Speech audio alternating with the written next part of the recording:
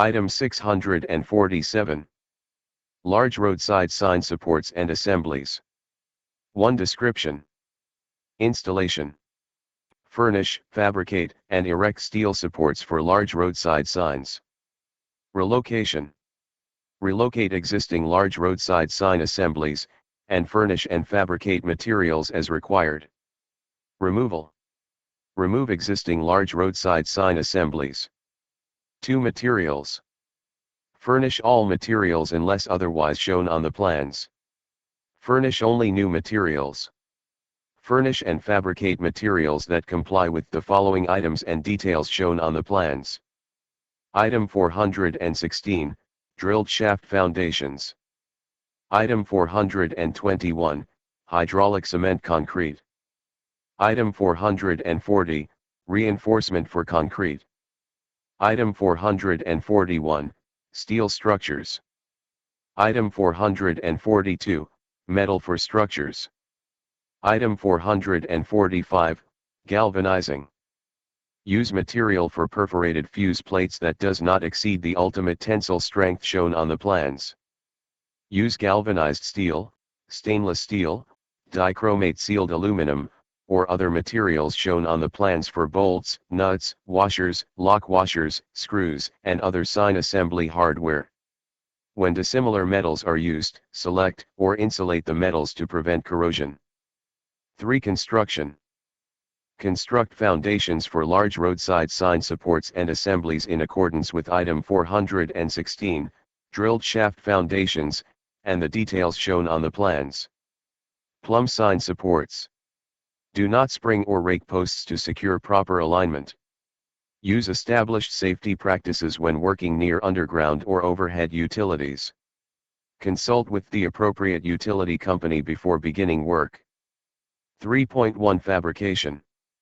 Fabricate in accordance with Item 441, steel structures.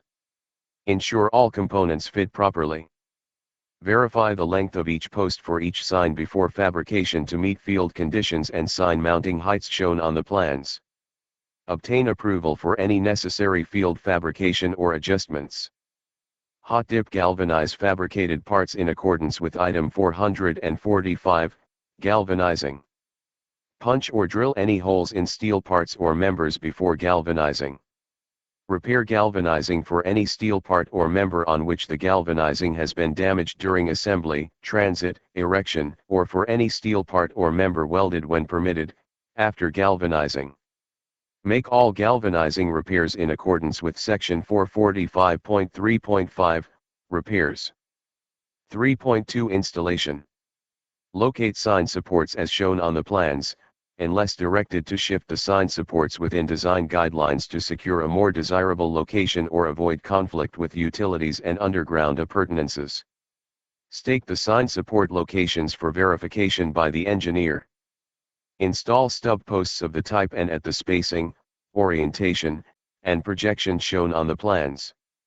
Secure the stub posts rigidly in position during concrete placement. At the contractor's option, sign supports may be cast in the concrete foundation as a unit. However, if installation is made with the upper post section attached, do not expose the support to traffic until the sign panel is properly affixed, unless otherwise approved. Connect the upper post sections to the stub post sections as shown on the plans. Ensure a flat washer is positioned on top of the bolt keeper plates between the upper and lower slip base sections, and a flat washer is positioned under the head and nut of each connection bolt. Torque connection bolts as shown on the plans. Attach signs to supports in accordance with the plans and pertinent items. 3.3 Relocation. Reuse the existing supports and shorten or lengthen them as required, unless otherwise shown on the plans. Furnish and install new breakaway stub posts in new foundations for relocated sign assemblies. Erect the supports on the new stub posts and attach the signs to the supports in accordance with the plans and pertinent items. Unless otherwise shown on the plans, remove abandoned concrete foundations and replace surfacing in accordance with Section 647.3.4, removal. 3.4 Removal. Remove abandoned concrete foundations including steel to 2 feet below finish grade, unless otherwise shown on the plans. Cut off and remove steel protruding from the remaining concrete. Backfill the remaining hole with material equal in composition and density to the surrounding area. Replace any surfacing with like material to equivalent condition. 3.5 Handling and storage. Handle and store existing signs or portions of signs removed so they are not damaged. Prevent any damage to the various sign assembly components. Replace any portion of the sign damaged by the contractor designated for reuse or salvage, including messages removed. Stockpile all removed sign components that will be reused or become the property of the department at designated locations. Accept ownership of unsalvageable materials and dispose of them in accordance with federal, state, and local regulations. 3.6 Cleaning. Wash the entire sign after installation with a biodegradable cleaning solution acceptable to the sign face material manufacturers to remove dirt, grease, oil smears, streaks, finger marks, and other foreign materials. For measurement. Installation will be measured by the pound of large roadside sign support steel. Sign assemblies removed or relocated will be measured by each large roadside sign assembly. This is a plan's quantity measurement item. The quantity to be paid is the quantity shown in the proposal, unless modified by Article 9.2, Plan's quantity measurement. Additional measurements or calculations will be made if adjustments of quantities are required. 5. Payment. This work performed and materials furnished in accordance with this item and measured as provided under measurement will be paid for at the unit price bid for install large roadside sign supports of the type specified, remove large roadside sign assemblies, or relocate large roadside sign assemblies.